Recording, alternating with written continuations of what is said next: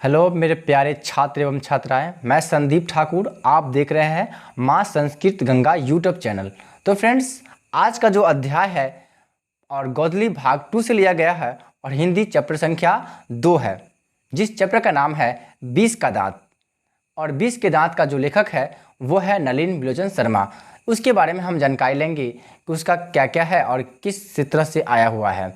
तो चलिए हम समय को बर्बाद ना करते हुए चलिए स्टार्ट करते हैं। किताब होगा तो आप किताब लेकर बैठिए, ठीक है, ताकि बहुत चीज़ समझ में आपको अच्छी तरह से आएंगे, ठीक है। तो चलिए, मान लीजिए चैप्टर का नाम जो है नलिन बिलोचन शर्मा के बारे में हम जानकारी लेंगे कि वो क्या थे, उसका पिताजी, उसका माता का क्या नाम था, उसका पिताजी का क्या नाम था, वो कहाँ से आए थे, ये सब जानकारी लेंगे, ठीक है। तो चलिए पढ़ते हैं किताब को। नलिन बिलोचन शर्मा का जन्म 18 फरवरी 1916 ईस्वी में पटना के बदरघाट में हुआ था। चलिए, नलिन बिलोचन शर्मा का जन्म कब और कहाँ हुआ था, तो आपको याद होना चाहिए कि नलिन बिलोचन शर्मा का जब जन्म हुआ था 18 फरवरी 1916 ईस्वी को पटना के बदरघाट में इसका जन्म हुआ था। अब आगे बढ़ते हैं। वे जन्मना भोजपुरी भाषा थे। उसका जो बचपन की भाषा यानी कि जन्म का भाषा या खानदानी भाषा कह सकते हैं, उसका क्या था, भोजपुरी था। किसकी, नलिन बिलोचन शर्मा का जन्मना भाषा क्या थी, तो भोजपुरी थी, ठीक है।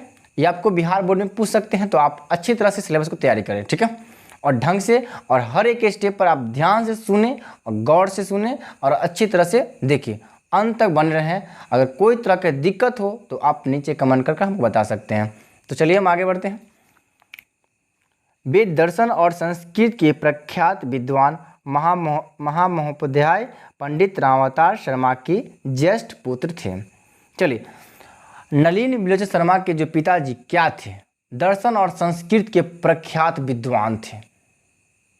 नलिन बिलोचन शर्मा जी के पिताजी जो थे दर्शन शास्त्र और संस्कृत के बहुत जानकार थे, ठीक है।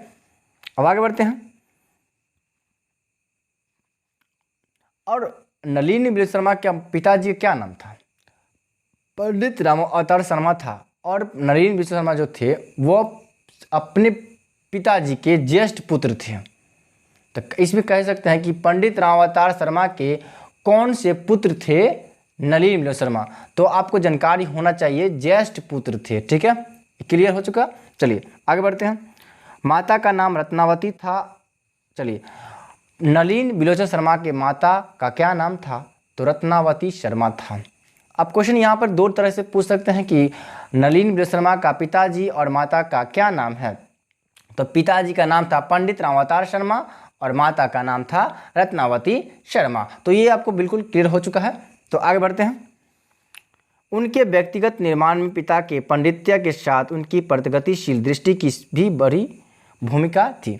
माने कि उसकी आगे बढ़ाने में उसका पिताजी का सबसे बड़ा महत्व योगदान था।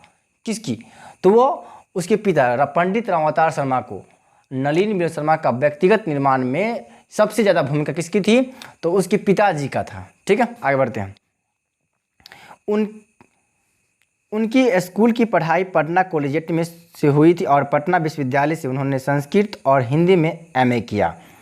उसका जो शुरुआती पढ़ाई था पटना के कॉलेजिएट से शुरू हुआ था और उन्होंने हिंदी में एमए किया था पटना विश्वविद्यालय से, ठीक है। क्वेश्चन बनता है कि नलिन बिलोचन शर्मा कहाँ से एमए किया था, तो आपको जानकारी होना चाहिए कि पटना विश्वविद्यालय से, और किस विषय में किया था, तो हिंदी में किया था। चलिए आगे बढ़ते हैं।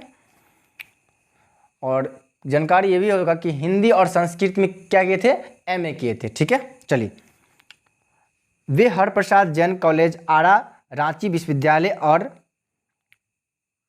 अंत में पटना विश्वविद्यालय में प्राध्यापक रहे। सबसे पहले पूछेगा कि नलिन बिलोचन शर्मा सबसे पहले किस विद्यालय में प्राध्यापक रहे, तो वे हरप्रसाद जैन कॉलेज आरा, ठीक है। उसके बाद रांची विश्वविद्यालय और लास्ट में जो मरने के समय में वह पटना विश्वविद्यालय में प्राध्यापक रहे। सन 1959 ईस्वी में वे पटना विश्वविद्यालय के हिंदी विभाग के अध्यक्ष हुए। सन 1959 में हिंदी विभाग के अध्यक्ष हुए कौन, तो नलिन बिलोचन शर्मा। क्वेश्चन पूछा जाएगा कि नलिन बिलोचन शर्मा हिंदी विभाग के अध्यक्ष कब रहे, तो आपको जानकारी होना चाहिए कि 1959 ईस्वी को नलिन बिलोचन शर्मा जो है हिंदी विभाग का अध्यक्ष रहे। चलिए आगे बढ़ते हैं। और मृत्यु उपरांत 12 सितंबर 1961 ईस्वी पर इसी पद पर बने रहे। चलिए मान लीजिए कि नलिन बिलोचन शर्मा जो है मृत्यु के उपरांत यानी कि मरने के समय में भी वह पद पे ही रहे, मतलब पटना विश्वविद्यालय में प्राध्यापक ही रहे, जिसके अनुसार उसकी मृत्यु भी हो गई वही पद पर। ठीक है, और 12 सितंबर 1961 को इसको निधन हो गया था। ठीक है, तो क्वेश्चन बनता है कि नलिन बिलोचन शर्मा का मृत्यु कब हुआ था? तो 12 सितंबर 1961 ईस्वी को इसकी मृत्यु हो गया था। चलिए आगे बढ़ते हैं। हिंदी कविता में प्रगतवाद के प्रवर्तक और नई शैली के आलोचक नलिन जी की रचनाएं इस प्रकार हैं: दृष्टिकोण, साहित्य का इतिहास दर्शन, मानदंड, हिंदी उपन्यास विशेषतः प्रेमचंद, साहित्य तत्व और आलोचना, आलोचनात्मक ग्रंथ, 20 के दांत और 17 असंगति पूर्व छोटी कहानियाँ, कहानी संग्रह केसरी कुमार तथा नरेश के साथ काव्य संग्रह, नकेन के प्रबंध और नकेन 2 सदल मिश्र ग्रंथावली, अयोध्या प्रसाद खत्री स्मारक ग्रंथ, संत परंपरा और साहित्य आदि संपादित ग्रंथ हैं। तो क्वेश्चन में बनता है कि दृष्टिकोण पाठ के लेखक कौन है? तो आपको नलिन बिलोचन शर्मा ही मारना होगा। आगे पूछेगा कि साहित्य का इतिहास दर्शन या मानदंड, साहित्य के इतिहास दर्शन या मानदंड किसने लिखा था? तो नलिन बिलोचन शर्मा ही लिखा था। ठीक है, आगे फिर पूछेगा हिंदी उपन्यास विशेषतः प्रेमचंद, या साहित्य तत्व और आलोचना या आलोचनात्मक ग्रंथ किसने लिखा था? तो नलिन बिलोचन शर्मा ही लिखे थे।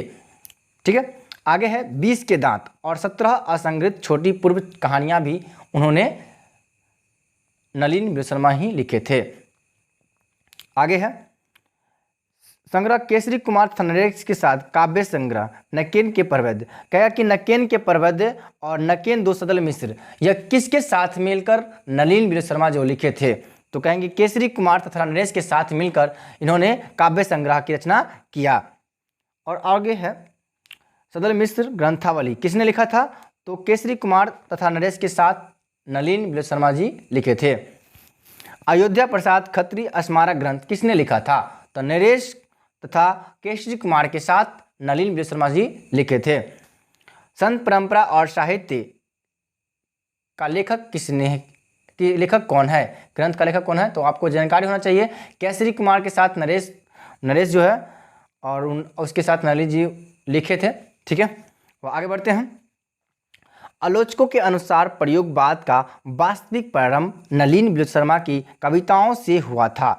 आलोचका का जो प्रयोगवाद जो है वास्तविक उसका रूप जो था, माने आलोचकों के अनुसार प्रयोगवाद का वास्तविक प्रारंभ नलिन बिलोचन शर्मा की कविताओं से हुआ था। आलोचकों का जो वास्तविक प्रयोग हुआ था, वास्तविक प्रारंभ यानी कि उत्पत्ति जो हुआ था वह नलिन बिलोचन शर्मा की कविताओं से उत्पन्न हुआ था। ठीक है, आगे बढ़ते हैं। और उनकी कहानियों में मनोविज्ञानता के तत्व समग्रता से उभर कर आए थे। क्वेश्चन बनता है कि नलिन बिलोचन शर्मा की कहानियों में क्या बनकर सामने प्रकट हुए थे? तो आपको याद रहना चाहिए कि मनोविज्ञानता, ये क्वेश्चन एग्जाम में पूछा गया है। कि हालांकि आपको अच्छी तरह से समझ लेनी है कि एग्जाम में क्या क्या आता है नहीं आता है। सो अच्छी तरह से कंसेप्ट में से चल ही सकते हैं और अच्छी तरह से इस चैनल को अगर नए होंगे तो चैनल को सब्सक्राइब कर लें और बेल आइकन दबा लें ताकि हम जो वीडियो अपलोड करेंगे आपके पास जल्द से जल्द पहुंच पाएँ। इतना आप छोटा सा काम कर लीजिएगा। ठीक है, तो आगे बढ़ते हैं। आलोचना में वे आधुनिक शैली के समर्थक थे। आलोचना में जो क्या थे, वो आधुनिक के शैली के थे, आधुनिक शैली के समर्थक थे। कौन? तो नलिन बिलोचन शर्मा। ठीक है, वे कथ्य शिल्प भाषा आदि के स्तरों पर नवीनता के आग्रही लेखक थे। क्वेश्चन बनता है यहाँ पर कि कथ्य शिल्प भाषा के आग्रही लेखक कौन थे? तो नलिन बिलोचन शर्मा। यहाँ पर और क्वेश्चन बनते हैं कि कथ्य शिल्प भाषा सभी स्तरों में नलिन बिलोचन शर्मा कैसे लेखक थे? तो आग्रही लेखक थे। तो यहाँ पर और बनता है कि नलिन बिलोचन शर्मा आग्रही लेखक किस भाषा में थे, किस स्तर पर थे या किस भाषा पर थे? तो आपको याद रखना चाहिए कथ्य और शिल्प भाषा में थे। क्वेश्चन किसी भी प्रकार से आपको एग्जाम में पूछ सकता है, तो आप वहाँ पे कंफ्यूज मत हो जाइएगा कि हमको जानकारी नहीं है। आप मुंह फाड़ मत दीजिएगा, अच्छी तरह से कंसेप्ट लीजिए, ठीक है, और मुंह फाड़िए इतना कि जितना आपको दिमाग में घुस जाए, ठीक है। तो चलिए आगे बढ़ते हैं। उनमें प्रायः परंपरागत दृष्टि एवं शैली का निषेध तथा आधुनिक दृष्टि का समर्थक था। किसको परंपरागत दृष्टि एवं शैली का निषेध तथा आधुनिक दृष्टि का समर्थन किसको था? तो नलिन विलोचन शर्मा का था। आगे बढ़ते हैं। आलोचना की उनकी भाषा गठी हुई संकेतात्मक था। आलोचना का गठी हुई भाषा क्या था? तो संकेतात्मक था। तो क्या गठी हुई भाषा संकेतात्मक किसकी थी? तो नलिन विलोचन शर्मा का था। आगे बढ़ते हैं। उन्होंने अपने पुराने शब्द को नए शब्द में जीवन दिया था। ये क्वेश्चन आपको बिहार बोर्ड में पूछा गया है, किसने पुराने शब्द को नया शब्द में जीवन दिया था? तो आपको कन्फ्यूजन मत जाइएगा, आप मुंह मत फाड़ दीजिए वहां पर जाने के लिए, याद रखिएगा नलिन विलोचन शर्मा, इसका राइट आंसर है नलिन विलोचन शर्मा। किसने अनेक पुराने शब्द को नया शब्द में जीवन दिया? तो नलिन विलोचन शर्मा। अब आगे बढ़ते हैं। जो आधुनिक साहित्य में पुनः प्रतिष्ठित हुए थे, जो आज के दौर में हम उसको अभी याद करते हैं, वो तो हम लिख कर चले गए, लेकिन हम उसी की गठी हुई संकेतात्मक भाषा को हम यूज कर रहे हैं, पढ़ रहे हैं, ताकि हम जानकारी लें कि आखिर में वो क्या क्या था और क्या क्या नहीं थे, ठीक है। यह कहानी 20 के दांत तथा अन्य कहानियों नामक कहानी संग्रह से ली गई है। यह कहानी जो है 20 के दांत पाठ से लिया गया है और अन्य भी लिया गया है। यह कहानी मध्य वर्ग के अनेक गति विरोधों को उजागर करती है। कहेगा कि 20 के दांत किस वर्ग को उजागर करती हैं? तो आपको जानकारी होना चाहिए, क्योंकि एग्जाम में पूछा गया है कि मध्य वर्ग को उजागर करती हैं। आगे बढ़ते हैं। कहानी का जैसा ठोस सामाजिक संदर्भ है कि वैसा ही स्पष्ट मनोवैज्ञानिक आशय भी है। आर्थिक कारणों से मध्य वर्ग के भीतर ही एक और सेन साहब जैसे एक श्रेणी उभरती हैं और अपनी महत्वाकांक्षा और सफ़ेद पोशी के भीतर लिंग भेद जैसे कुसंस्कारों छिपाए हुए हैं। तो एक तरह से मान लिया जाए कि ये जो कहानी है सेन साहब से उत्पन्न हुआ है, क्योंकि ये अमीरी और गरीबी के बारे में इस पाठ में बताया गया है कि किस प्रकार अमीरी जो है गरीब पर प्रशासन कुसंस्कार दिखाते हैं, कि किस प्रकार उसको अच्छा से व्यवहार करते हैं, वो चीज़ इसमें दिखाया गया। अगर आप जो पूरा जानकारी चाहते हैं, इस चैप्टर का मज़ा लेना चाहते हैं फुल, तो आप इतना कमेंट कीजिए, इतना शेयर कीजिए, ताकि हर बच्चे के पास पहुंचे। इसी कमेंट के माध्यम से हम अगला चैप्टर स्टार्ट करेंगे। जो आपको दिखाई देता होगा 20 के दांत, उसी को स्टार्ट करेंगे नेक्स्ट में। तो आप इतना कमेंट करवाइए और इतना शेयर कीजिए ताकि हर स्टूडेंट के पास ये पहुँचे और वह जाने कि आखिर में हम क्या पढ़ाते हैं और किस तरह से पढ़ाते हैं, ठीक है। तो चलिए आगे बढ़ते हैं। और दूसरी ओर गिरधा जैसी नौकरी पेशा निम्न मध्यवर्गीय व्यक्ति की श्रेणी में है। एक तरह अमीरी है जो सेन साहब है, और दूसरी तरफ गरीब है जो गिरधा लाल के नाम से जानते हैं। दूसरी ओर गिरधा जैसी नौकरी पेशा निम्न मध्यवर्गीय व्यक्ति की श्रेणी में है, जो अनेक तरह की थोपी गई बंदिशों के बीच भी अपना अस्तित्व को बहादुरी एवं साहस के साथ बचाए रखने के लिए संघर्षरत हैं। एक तरफ मान लिया जाए कि एक गरीब है और एक तरफ अमीर है, तो उसके बीच में किस प्रकार गिरधर जो है अपनी गरीबी के साथ में वह संघर्ष करते रहता है, ताकि उसकी जो कोई भी तरह की दिक्कत उत्पन्न नहीं हो, वो हमेशा तैयार रहते थे। और दूसरी तरफ क्रूरता, एक तरह के मान लो कि तानाशाही, जिसे कहते हैं सेन साहब। इसी अमीरी के और गरीबी के फर्क को बताते हैं इस पाठ में। अच्छा चैप्टर है, बहुत मस्त मज़ेदार है, बने रहें अंत तक।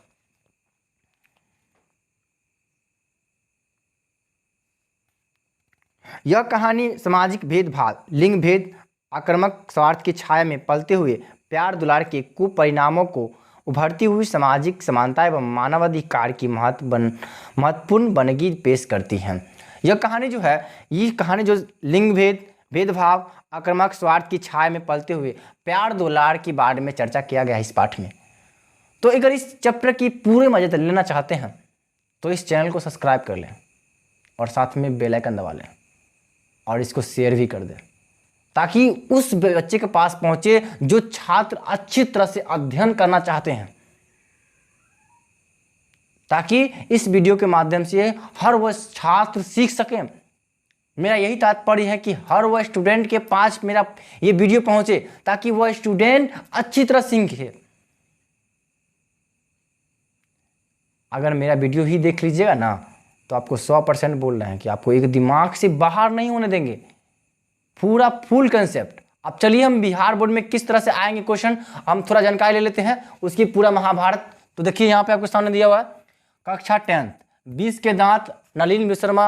अब चैप्टर संख्या 2, नलिन विश्रमा का जो अध्याय, गोत्र के सरयू परिण ब्राह्मण कुल में विक्रम संवत 1972 माघ शुक्ल चतुर्दशी, जन्म 18 फरवरी 1916 ईस्वी को संध्या 6 बजे पटना के बदरघाट में इसका जन्म हुआ था, नलिन बिलोचन शर्मा का। ये आपको बता दिए थे। क्वेश्चन आपको पूछ सकता है कि नलिन बिलोचन शर्मा का जन्म कब और कितने बजे हुआ था, तो याद रखें कि 18 फरवरी 1916 ईस्वी को पटना के बदरघाट में हुआ था, 6 बजे हुआ था, संध्या मैंने शाम में हुआ था। चलिए, नलिन बिलोचन शर्मा के पिताजी और माताजी का क्या नाम था, तो नलिन विश्रमा के माताजी का नाम था रत्नावती शर्मा और पिताजी का नाम था पंडित रामावतार शर्मा था। चलिए, नलिन बिलोचन शर्मा के पिताजी क्या थे, तो दर्शन और संस्कृत के प्रख्यात विद्वान महाउपाध्याय थे। ठीक है, आगे है नलिन विश्रमा जो है मात्र 45 से 46 वर्ष तक ही जिए। वर्ष की आयु में उन्हें 12 सितंबर 1961 ईस्वी को अपराह्न में उसकी पद पे ही मृत्यु हो गया था, मैंने यानी कि पटना विश्वविद्यालय में इसकी मृत्यु हो गया था। अब आगे है 1:30 बजे हृदय गति रुक जाने से मृत्यु देहांत हो गया था, मतलब एकाएक सांस क्या होता बंद हो गया, हृदय गति में प्रवेश हुआ और वह क्या सांस बंद हो गया, जिस कारण से उसकी मृत्यु हो गया था उसी पद पे जिसमें जहाँ वह प्राध्यापक थे, हिंदी विभाग का अध्यक्ष उसी थे पटना विश्वविद्यालय में, उसी पद पे ही उसकी मृत्यु हो गया था। अब आगे है कि 12 सितंबर 1961 ईस्वी को मृत्यु पटना विश्वविद्यालय पर ही उनकी पद पे ही मृत्यु हुआ था। आपको बताए थे ना कि पटना विश्वविद्यालय में नलिन विश्रमा का मृत्यु हो गया था। तो आपको पूरी जानकारी हम दे चुके हैं, तो आशा करते हैं कि आपको वीडियो पसंद आए हैं। तो आप एक लाइक तो बनता है कि आप इसको लाइक करके जाएं, अच्छी तरह समझे हैं तो आप इसको शेयर कर दें ताकि अगला नेक्स्ट विद्यार्थी के पास पहुंचे, अगला छात्र के पास पहुंचे, अगला छात्र छात्राएं के पास पहुंचे, ताकि इस वीडियो के माध्यम से हर वो छात्र ठोक के आए। तो मिलते हैं नेक्स्ट वीडियो में, तब तक लिए जय हिंद, जय भारत, लव यू, बाय बाय।